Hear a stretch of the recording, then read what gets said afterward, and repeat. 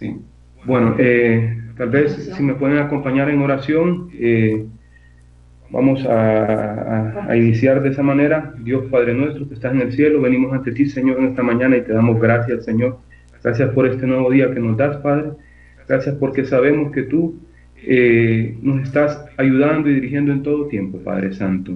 Te damos gracias, Señor, porque has puesto los medios, los recursos, porque has dado dirección a nuestro hermano Joel, Padre, para que pueda crear esta plataforma que ha servido, Padre, para interactuar y que no sea obstáculo en cuanto a la distancia, la lejanía en cada una de las personas que estamos interactuando en este curso, Padre.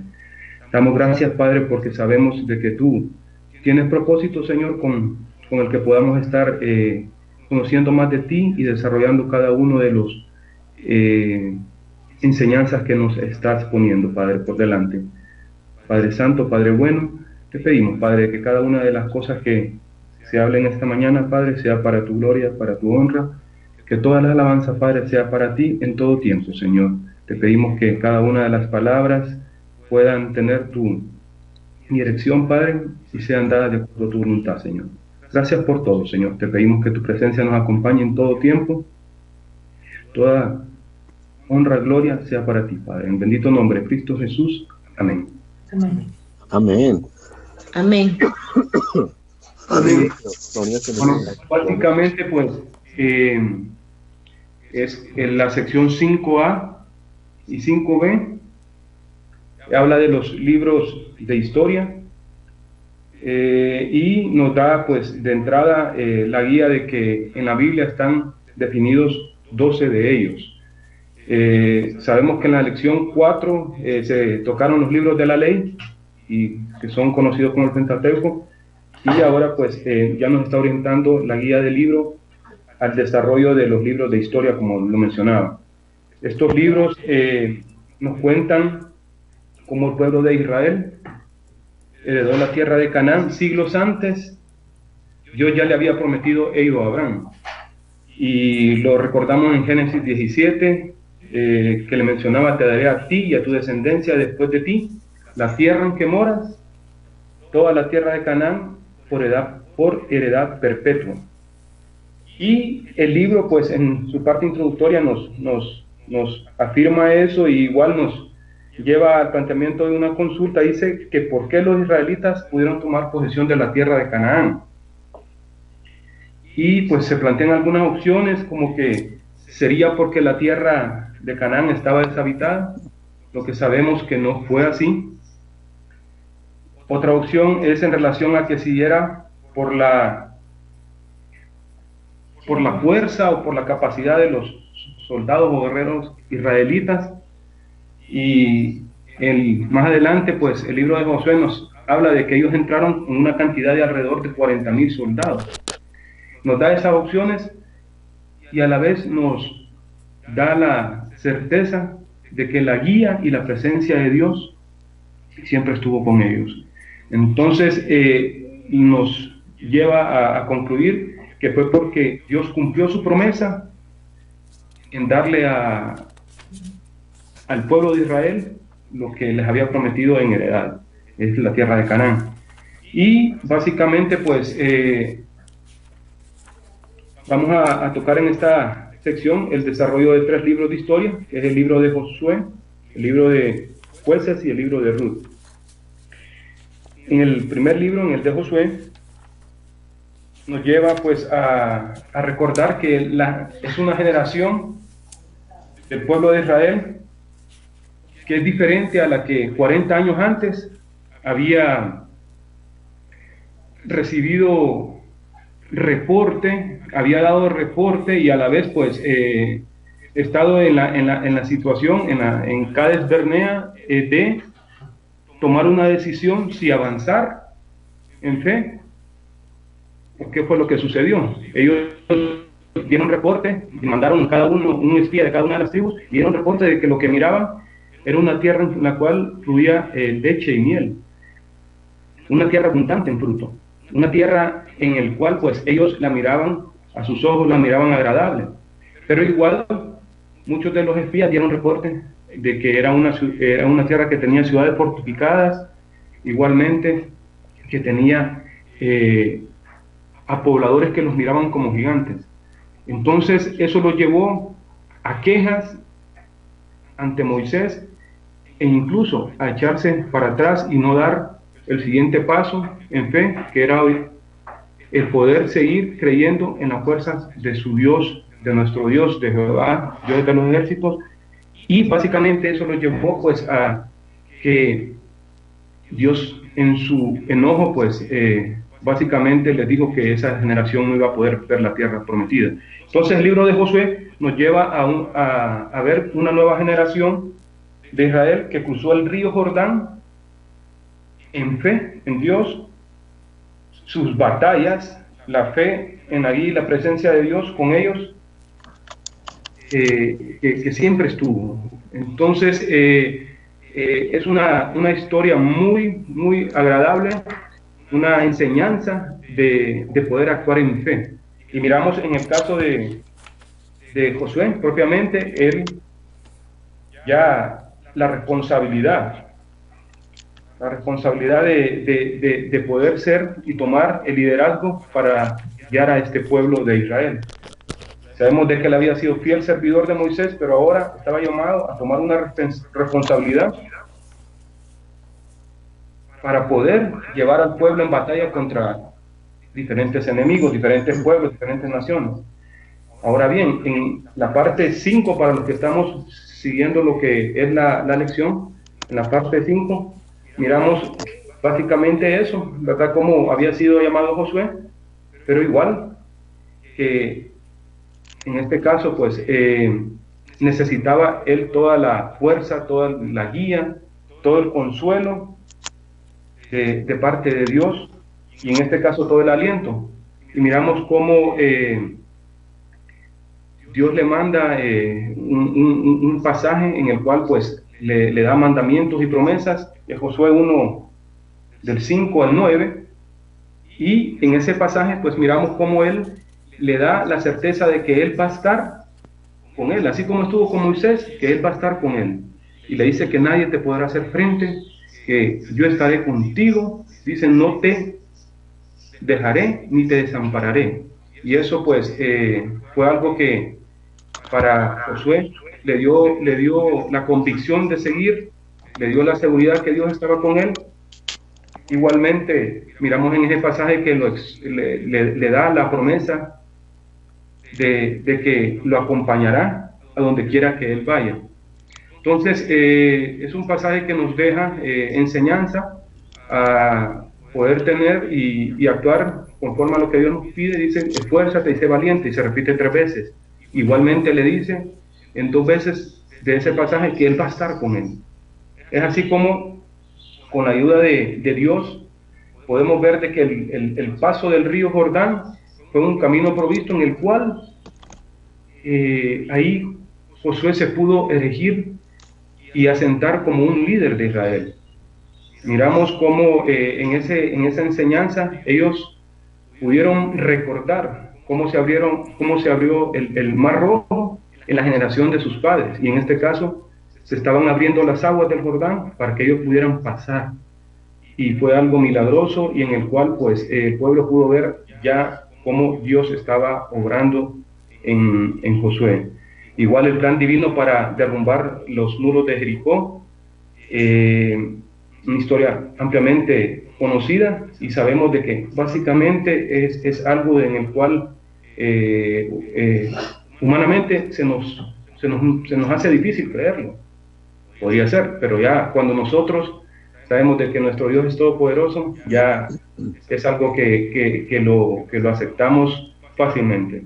Notables victorias que se dieron sobre cada uno de los pueblos, y es así como podemos ver una generación que actuó siguiendo a Dios, sabiendo de que Él estaba con ellos y sabiendo de que Josué estaba cercano y siguiendo cada una de las directrices que nuestro Señor, nuestro Dios le daba. Todo ello fue requiriendo paso a paso de que ellos pudieran actuar en fe. Y vemos cómo pues es una generación en la cual Dios fue obrando y fue dándole lo que ya les tenía prometido. el que pudieran conquistar y heredar la zona y el área de Canaán. Sabemos de que le llevó mucho tiempo el vencer a algunos enemigos, y trayéndolo como a una analogía a nuestro tiempo, pues es como el caso cuando nosotros recibimos a Cristo. Requiere de nuestros pasos de fe el poder seguir avanzando y avanzando, y el poder ir venciendo enemigos espirituales que se van presentando, pero sabemos de que Dios está con nosotros y Él nos va ayudando, y Él es el que nos va guiando para seguir avanzando en fe. Ya al final del libro de Josué, pues hay una exhortación que es parte central también de lo que es la enseñanza de estas lecciones, que es a que podamos seguir a Dios y a no apartarse ni a diestra ni a siniestra. Y eso fue dado para el pueblo de Israel, y es dado hoy también para nosotros. Habla de que se pueda evitar la idolatría, y en este caso pues estaba haciendo mención a lo que los dioses falsos que seguían los pueblos de sus alrededores. Miramos que le deja un mandamiento en Josué 23, 6, 7, a que no se aparten ni a diestra ni a siniestra. Podemos leerlo en Josué 23, 6, 7. Dice: esforzaos pues mucho en guardar y hacer todo lo que está escrito en el libro de la ley de Moisés, sin apartaros de ello ni a diestra ni a siniestra, para que no os mezcléis con estas naciones que han quedado con vosotros, ni hagáis mención, ni juréis por el nombre de sus dioses, ni los sirváis, ni se inclináis a ellos. Ese fue un mandamiento que nos deja, una exhortación que deja Josué ya al final de su vida, y sabemos pues que se desobedeció muchas veces, lastimosamente, pero sí, el libro de Josué es un libro en el cual pues miramos cómo él lideró al pueblo en la derrota de muchos enemigos, muchos adversarios, supervisó la distribución de cada una de las tierras que habían sido dadas para cada una de las tribus, y pudo renovar al final el pacto entre el pueblo de Dios, de esa manera, pues, como manera de resumen. Después, ya en el caso del libro de Jueces, que para los que podamos seguir la guía del libro, ya miramos de que es un libro en el cual podemos ver en el punto 18 ya del libro de Jueces, en el cual, aunque habían recibido ya la advertencia por parte de Josué, por parte de Moisés, de que no se adorara otros dioses, esta advertencia era pasada por alto. Y específicamente en el pasaje de Jueces 2, 11 al 13, podemos leer cómo ahí el pueblo fácilmente se dio a lo que era adorar los dioses que estaban en esos pueblos que convivían con ellos. Es tal de que se menciona de que habían dos dioses. En el caso de Baal, que era simbolizado por un toro, un poco estudiando al respecto, un toro con alas o sin alas, y se menciona de que era un dios en el cual pues ellos creían de que era el que producía lluvia, el fuego, la fertilidad. Asimismo pues está lo que es las dioses femeninas, las Astarot, que eran consideradas diosas de la fertilidad y de la sexualidad. Eran pueblos, en este caso los cananeos y pueblos de sus alrededores, que ellos creían que adorar tales dioses iba a proveerles buenas cosechas. Creían que estos dioses controlaban lo que eran los cambios de estación, y por ende lo que fuese una buena cosecha o no. Y en el caso de las dioses femeninas, la fertilidad de las mujeres estériles.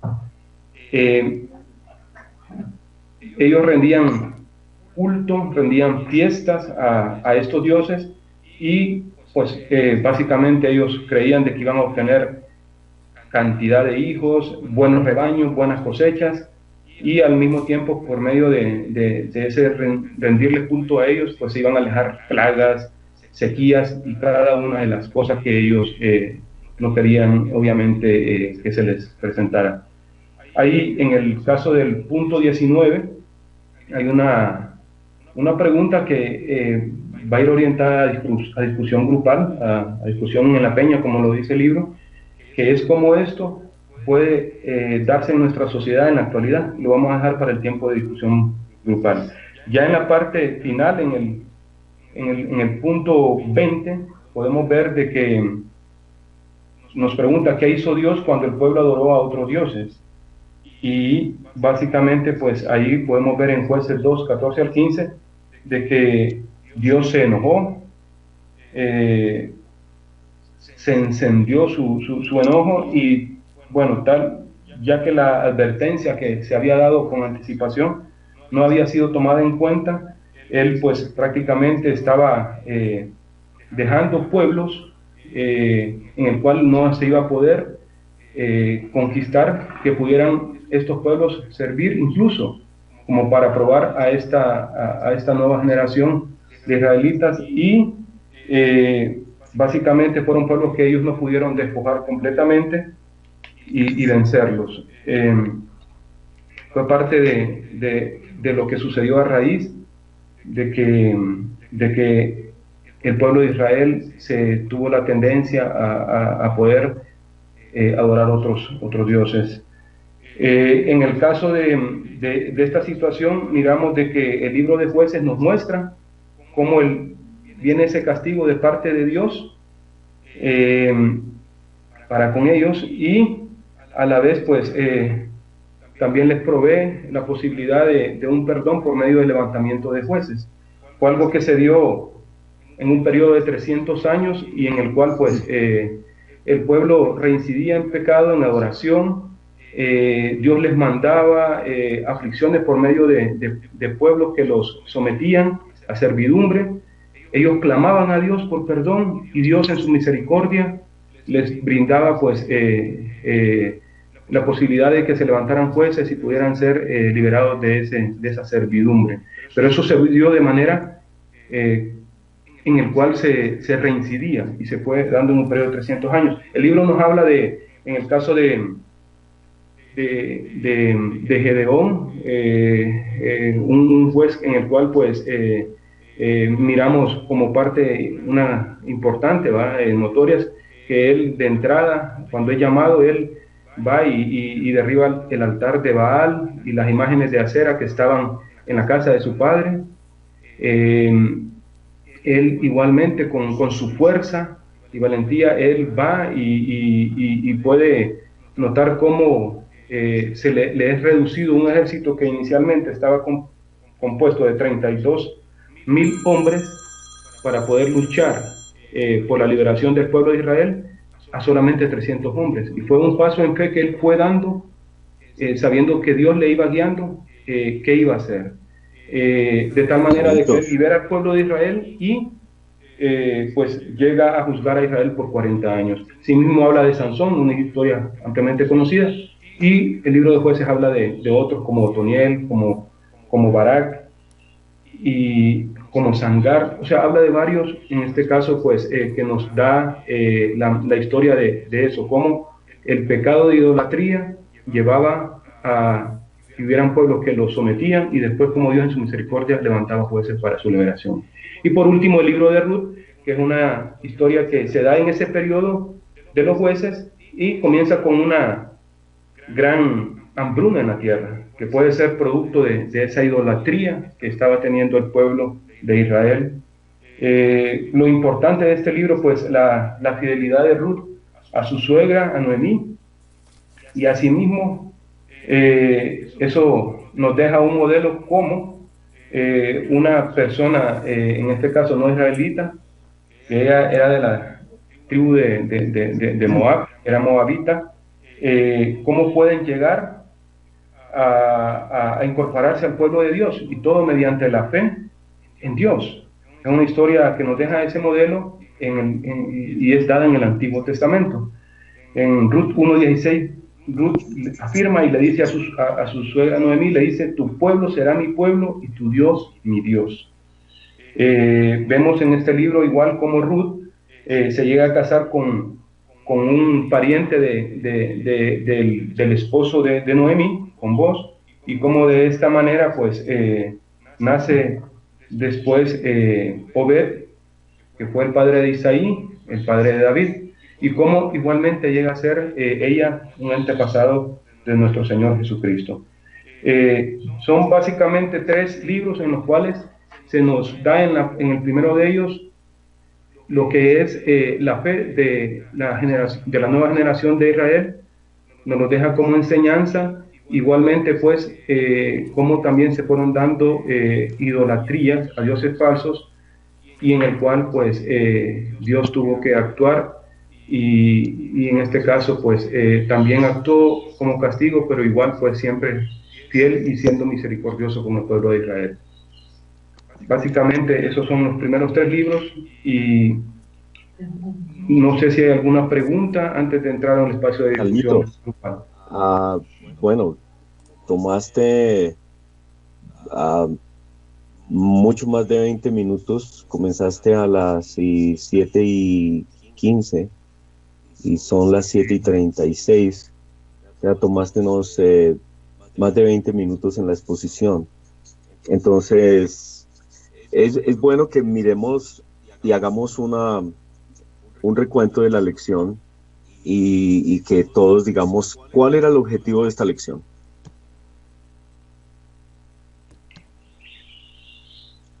En este caso lo que pudimos recibir es básicamente pues el que miráramos cómo el dar pasos en fe hacia nuestro Señor nos puede llevar a que podamos avanzar y a encontrar los propósitos que Dios tiene para con cada uno de nosotros. Bueno, igualmente la explicación.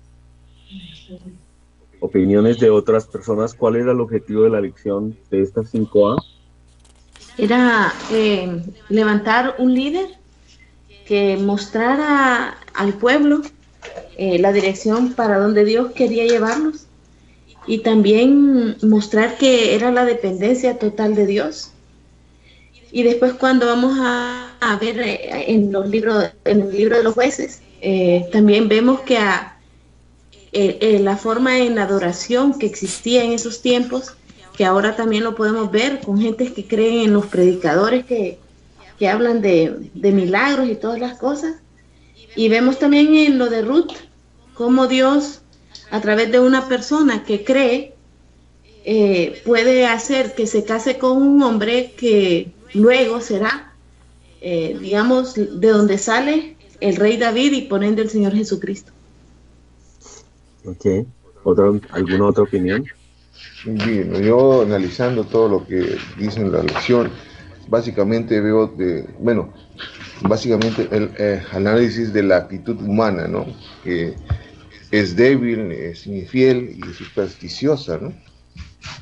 Y eso es hasta ahora, ¿no? Porque hacen gentes en estas denominaciones que hacen promesas, que hacen ofrendas a la tierra, consultan a brujos, ¿no? Y cosas similares.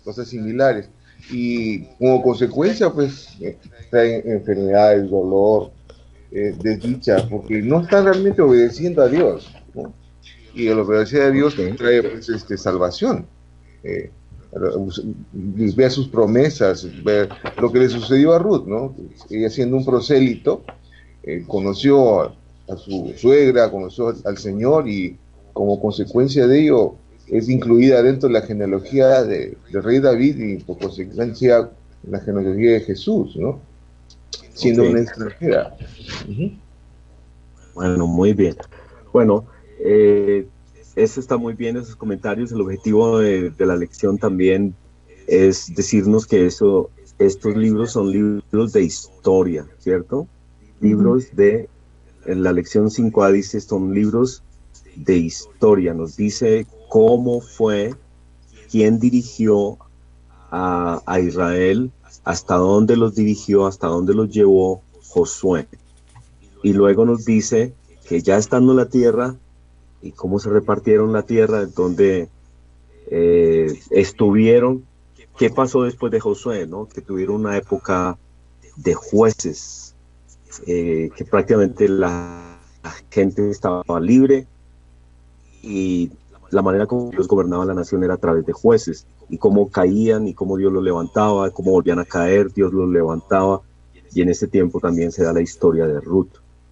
Así que el objetivo de esta parte es decirnos el caminar de Israel hasta la tierra prometida, y 300 años que duraron el sistema de los jueces.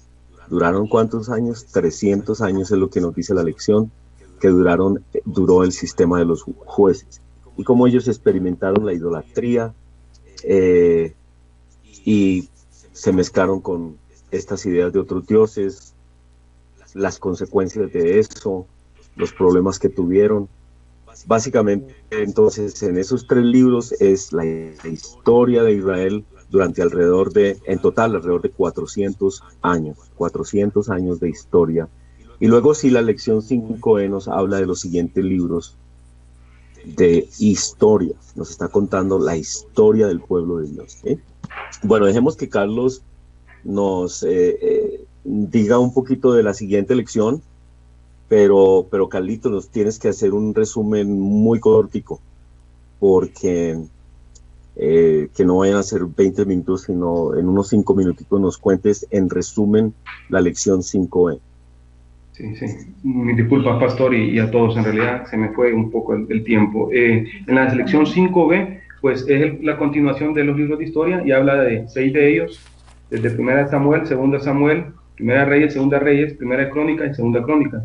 Y juntos pues describen el auge, la decadencia de los reyes israelitas. Miramos que esto, igual el libro nos lleva a repasar la línea del tiempo, y miramos de que se dio desde el año 1400 antes de Cristo hasta 400 igual antes de Cristo, y es dividido y clasificado en 3 periodos: el de los jueces, de 1400 a 1050, de periodo de los reyes, que se dio de 1050 al 600, y ya el periodo del exilio del 600 al 400, todos ellos antes de Cristo. Básicamente comienza con los libros de primera y segunda de Samuel, en el cual pues nos relata la historia del último de los jueces de Israel, el profeta Samuel.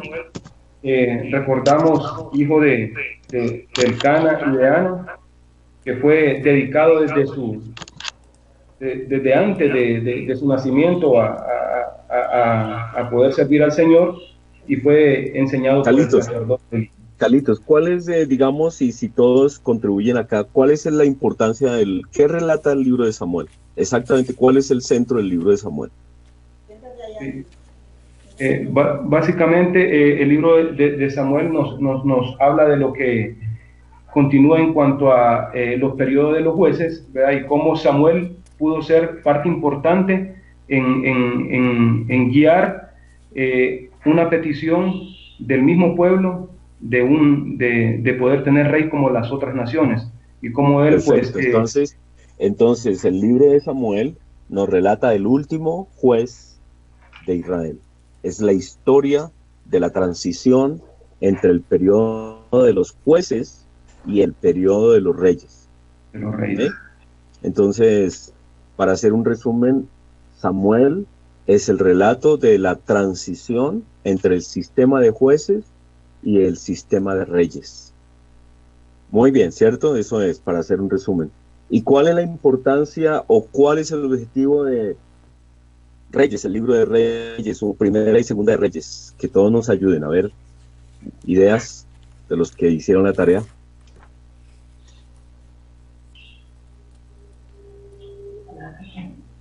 ¿A quién le preguntamos? ¿A quién echamos al agua? ¿Cuál es como el centro de la idea de Reyes? ¿Alguien que nos cuente?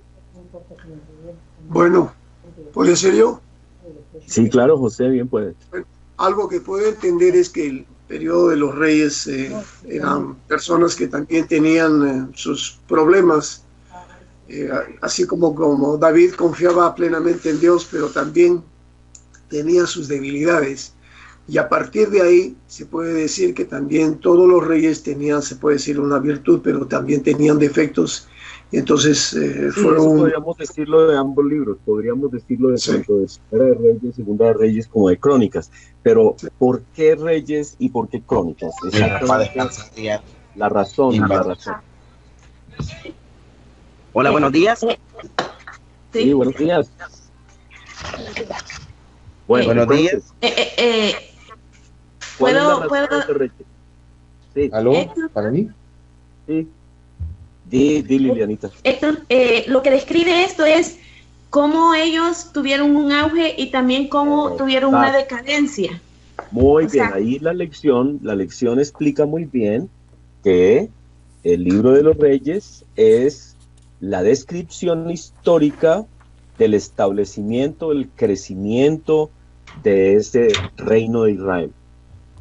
Sí, el crecimiento, el auge del reino de Israel. Y Crónicas básicamente describe, ¿qué describe Crónicas? La decadencia de ellos. La decadencia y la cautividad. La decadencia y la cautividad. Entonces tenemos que hacer esos resúmenes así bien claros. El exilio. Entonces, quedó bien claro que Samuel es una transición del sistema de los jueces al sistema de los reyes. Reyes es el auge, el establecimiento de ese reino, y Crónicas es la decadencia con toda la división y todo lo demás que hubo en Israel, y finalmente el cautiverio. ¿Listo? Y luego, otros libros de historia, ¿cuáles son? Esdras, Nehemías y Esther. Muy bien. ¿Qué nos habla de esos libros? Habla de la cautividad. El exilio. Bueno, Carlitos, danos como un resumen de Esdras, Nehemías y Esther. Sí, bueno, ya eso es parte de la sección 6A, pero bueno, así como a manera de resumen, y así lo mencionó Daniel, habla específicamente de cómo tanto el reino del norte, que era por 10 tribus, y el reino del sur entraron en un periodo de cautividad. En el caso del reino del norte fue totalmente destruido por el imperio asirio, y en el caso del sur fue llevado a Babilonia por el imperio babilónico y estuvo en cautividad por el espacio de 200 años. Como siempre, a pesar de que estaban en otras áreas, la misericordia de Dios pudo estar sobre el pueblo de Israel. Básicamente habla de ello y cómo a través del clamor del pueblo de Israel pudo este remanente de Israel regresar al área de Israel. Muy bien. Entonces, creo que hemos hecho un buen resumen de esos libros de historia. ¿Y que cubren cuántos años? Ahí está 1000 años. La línea del tiempo. La línea del tiempo está en la página 57 de su libro. Cubre el año, ¿por qué dirá de 1400? Antes de Cristo.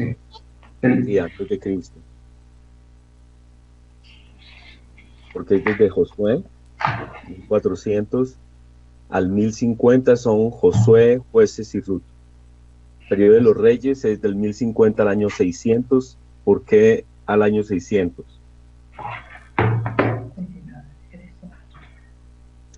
¿Sí están en la página conmigo, en la 57? El año 600 es catalogado porque es cuando se da lo del exilio, es donde se completa lo del exilio del reino del sur. Ya en el 700 algo se había dado el exilio del reino del norte. Perfecto, muy bien. Y luego el periodo del exilio, del 600 al 400, que es cuando Israel está exiliada, así de sencillo. Bueno, muy bien, hermanos, para pasar y dejarle a Sharon su próxima lección, no vamos a entrar a ver un poco, que es muy, muy importante ver la vida de David, pero de pronto tomar las dos cosas que hace énfasis la lección. dos características, una buena y una negativa que tenía David.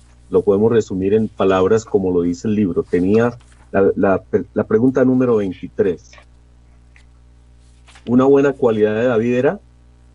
Confiaba en Dios. Confianza en Dios. Muy bien. ¿Y la debilidad de David era? Lujurioso. La lujuria. El problema con las mujeres que tenía debilidad. ¿Algún comentario, hermanos? ¿Hay alguien que no ha hablado, no nos ha saludado todavía? No le hemos dado la oportunidad de hablar a Sonia, que no nos ha podido saludar. Sonia, buenos días. David Agreda tampoco nos ha podido saludar. Y Rafita David, también. buenos días. Hola, buenos días a todos. Buenos días. Buenos días, David. Buenos días. ¿Cómo estás, David? Muy buenos días, David. Buenos días Bueno. a todos mis hermanos. Un saludo muy cordial y especial. Bendiciones.